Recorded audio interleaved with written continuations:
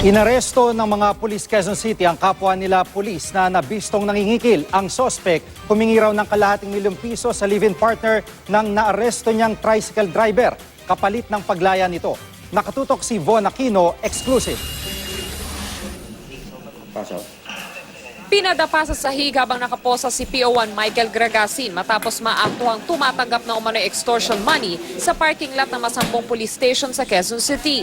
Nagkasa ng entrapment operation ng mga pulis nang isumbong siya ng live-in partner ng hinuli niyang tricycle driver na si Aldrian Abalos. Sa loob ng istasyon, positibo siyang itinuro ng live-in partner ni Abalos. Sabi niya, o sige, may kalahating milyon ka para makalabas ng asawa mo. Sabi ko, wala po akong ganung pera eh. Sabi niya, magkano yung kaya mo? Meron pong mga conversation sila through text. Tsaka tawag sa cellphone.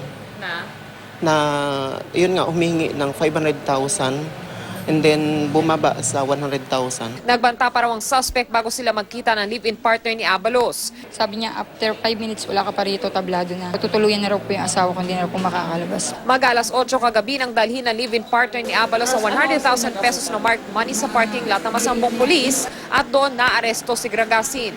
Tumangging magbigay ng pahayag ang suspect. Nanahimik na lang po ako, ma'am. Maharap si Gragasin sa reklamong robbery extortion.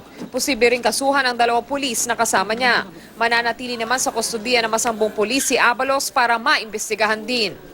Von Aquino, nakatutok, 24 oras.